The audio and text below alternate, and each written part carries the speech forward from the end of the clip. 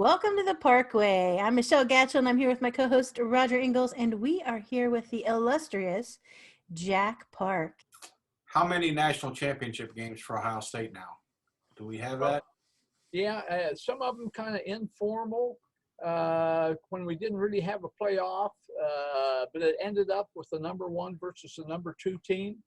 And that was, we can go back to 1968, where we were undefeated, and we played UCLA in the Rose Bowl, that was the last game for O.J. Simpson at Southern Cal. I say UCLA, we played USC. We played Southern Cal in the Rose Bowl. That was one of the biggest build-ups to a Rose Bowl of all time. Two undefeated teams going in there. That had never happened before, although Southern Cal did have a tie game. They had a tie game, but they were undefeated, and they jumped off to a 10-0 lead. O.J. Simpson had an 80-yard run. In fact, if you can picture that run and seeing the film from all those years ago, he started off to the left, and then he cut it back across the middle to the right, and then he went down the right sideline right in front of the Ohio State bench, 80 yards. Now, this may be a little bit of a made-up story, but supposedly after that happened, Lou Holtz was, of course, the defensive backfield coach for Ohio State that year, and Simpson had just run 80 yards through his defensive backs. Woody Hayes is supposed to have gone up to him and said, "Lou, how in the world could your guys let that guy go 80 yards?" And Lou is supposed to have said, "Coach, that's all the farther he had to go." Now that's probably a little bit of an embellished story, but they went up 10-0, and then Ohio State came back with 27 consecutive points.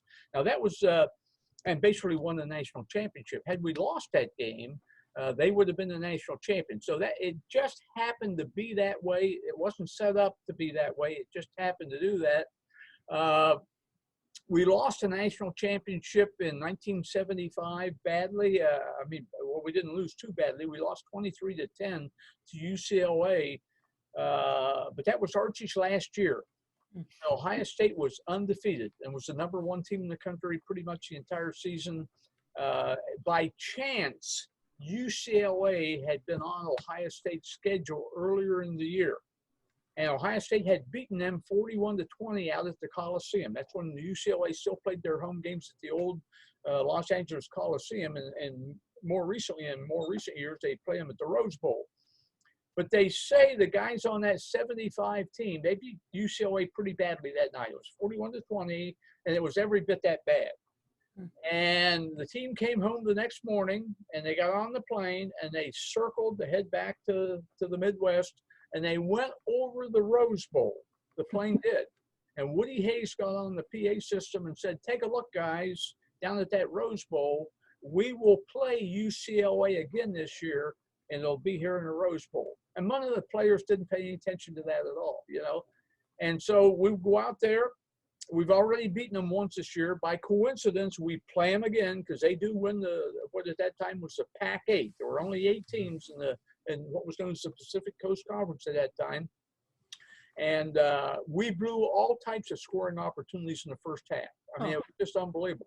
Well, I don't think we played I don't think it was a more poorly played first half by Ohio State that season, and then that really gave them confidence. UCLA did not have a first down in that game until the second quarter, and yet they beat us 23-10. So that was a real what would have been a national championship there at the end of the 1975 season. We could go to 1979, Earl's first year, and what a great year it was. I mean, he won every game up until the Rose Bowl, and he was, of course, the coach of the year in his very first year as the Ohio State head coach. But Southern Cal came from behind to beat us 17-16, and that prevented from winning a national championship, what would have been in Earl's first year there.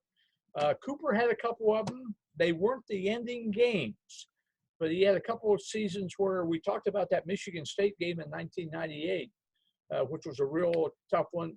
Probably an even tougher one was losing to Michigan in 1996. And we were up 9-0 at the half, and with a very bad feeling, because we should have been up, if not 17-0, 21-0, if not 17-0 there. We had dominated the first half so much and had to settle for 3 field goals. In fact, at one time in the second quarter of that 1996 Michigan game, the Buckeyes had a first down on the Michigan 2-yard line and ended up with a field goal. I mean, they couldn't push it in. And Michigan came out and scored early in the third quarter. And it was a Brian Greasy to tie streets where Sean Springs fell down.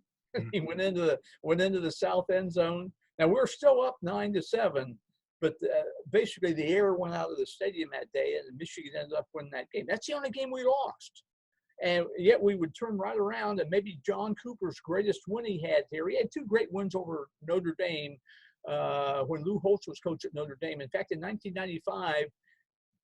We beat Notre Dame here in Columbus, I think it was 45-26.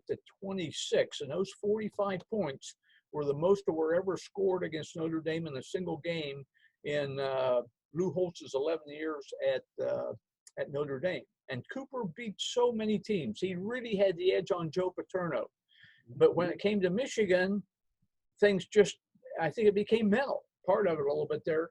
And we lost that 1996 game to Michigan, and then went out, and Arizona State was undefeated.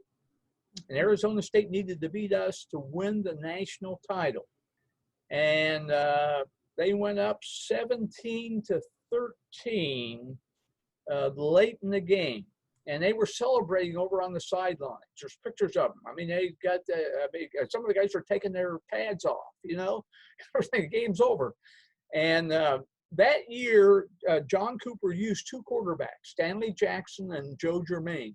And he used them pretty interchangeably. Jackson, a little bit better runner, definitely Germain, a little bit better passer. And he made a decision on that last drive to go with Joe. And Joe hit 3 third-down and long passes to Demetrius Stanley to keep that drive going. And then we had a couple of penalties that really helped us. And then with less than a minute to go, he fakes a throw into the end zone again to Demetrius Stanley. And by this time, Arizona State's putting about 3 or 4 defensive backs on Stanley because they think he's going to be the guy. And David Boston, as kind of on a wheel route, has come out as an end there, and he's all by himself. And Joe fakes the pass to Demetrius Stanley, and then flips it over to David Boston, and David will wheel back into the end zone for maybe the biggest touchdown in John Cooper's career. And that was a great, great win over Arizona State. And that team likely could have been a national champion, except for the fact that it just fell apart in the second half of the Michigan game there in 1996. Well, Jack, that was a huge win for Coach Cooper, because that's where he came to Ohio State from, Arizona State. Yeah, and that was the reason that Ohio State was really high on him was because he had beaten Michigan in the Rose Bowl. Yeah. So he had a couple of very big wins in the Rose Bowl. It's just unfortunate once he was here, we just couldn't find a way to do it. He's still the only coach in history to win a Rose Bowl from the West Coast side and from the Big Ten side. Yeah. I mean, at Arizona State there against Michigan, and of course Ohio State against Arizona State. Yeah, and I got to say that Joe Germain and Stanley Jackson were, in my mind, are still two of the best quarterbacks that ever played at Ohio State. And Stanley Jackson could do it all. I mean, he could run and throw, and I think he kind of got a bad rap a little bit. And he could run so well that people looked at him as a one-dimensional guy, and he wasn't, because he could throw the ball and had a great arm as well, and was outstanding. And I know we're running a little short on time here, so I want to just kind of, after that game, Ohio State then, when we got into the playoffs, basically, in 2003, Ohio State beat Miami in double overtime. Yep. Huge win. That was Coach Tressel. Then in 07 and 08, we lost championship games. In 07 was against Florida, Urban Meyer's Florida team. And 2008, we lost to Les Miles down at LSU, 38-24. Yeah. And in 2015, after beating Alabama in the semis, we knocked off Oregon for the national championship. Yeah. And then this past year, we ended, obviously, our last national championship contest, Alabama, with that 52-24 loss. But Ohio State in the last 18 years has played 5 times in a game that decided the national championship. And we've gotten 2 of them, and I would expect that in our next 18 years, we're going to have at least 5 more opportunities, I think. And, Roger and Michelle, a lot of people say we all have our own ideas on that. And of all the great success we've had just under Urban Meyer and now 2 years under Ryan Day, let alone Jim Tressel, what's the greatest Ohio State victory of all time? And I always said, in my opinion, it was the Purdue game of 1968, 13-0, because Ohio State had not won a Big Ten title since 1961. And Woody was a little bit on the ropes. They prevented Ohio State from going to the Rose Bowl at the end of the 1961 season. The faculty council did. It really hurt his recruiting. And we hadn't won a Big Ten title. And basically in 7 years. And Purdue comes in here as the #1 ranked team in the country with Leroy Keys and Mike Phipps. And no scoring in the first half. And then we score 13 points on them in the third quarter and win that game 13-0. That was the game that drove the 1968 season. Now, I've always said that's the greatest victory of all time until the Miami game in Jim Tressel's second year. And we were, 13-point underdog? We were told don't even show up for the game. They won the national title the year before. And they beat a much better team than you guys are. And you shouldn't even be in the game. And we end up winning the game in double overtime. And to me, that's still the greatest win of all time. Urban's had so many of them. But that's a sentimental one for me. And that was a great national championship game there, Roger, by far, where we came and we're supposed to be so outclassed. And it's a little bit like Florida beat us in 2006. They told Florida, don't show up. Ohio State has beaten the #2 team in the country, 42-39, where it's the only time in the history of the Ohio State-Michigan series that the 2 teams have been ranked #1 and #2. And Ohio State wins 41-39. A lot of people say 42-39. A lot of people says Michigan should get a second crack at them. And they should play it off again for the national title. And Florida, you don't even belong in the game. And then what did they do? They beat us 41-14, which just goes to show you play the game on the field, not in somebody's mind and some sportscaster trying to predict what's going to happen, basically. Well, Michelle, this was a nice wrap-up of the Ohio State bowl game. And I know we've got a few other things that we'll be bringing forward here this year, but this has been a great year to be with you and Jack. And you want to take us out? Yeah, and I want to thank all the listeners too, and gosh, all of the staff and the players at the OSU football team, because, luckily we did have a season this year. Though it be short, it was still great to watch, and there might not have been a ton of fans in those stadiums, but there was a ton of fan spirit behind them. Yeah. So looking forward to this year, and we'll be talking more as the season gets going. Well, Michelle, also here, this is a year everybody's going to have some spatial remembrance of this year because it was just such an unusual year, unusual conditions, shortened seasons, players not being able to play. Sometimes you've got teams playing with 20 players that can't play and things like that. And to me, the biggest thing I'm going to remember about this season is there was no Ohio State-Michigan game. Yes. I never thought I'd live to see the day that Ohio State and Michigan would not play. And after 102 consecutive years of playing, there was not an Ohio State-Michigan game this year, which is just adding, icing on the cake as to what an unusual season college football was in 2020. Jack, I'll add to that. A week ago, Michigan shut down all athletic activities with their basketball program and their winter sports, and they were the only college or university in the state of Michigan to shut down all athletic activities. Yeah. So it's something that they've dealt with, not just in football, but they're dealing with in all their other programs, while the other schools up there have found a way to play.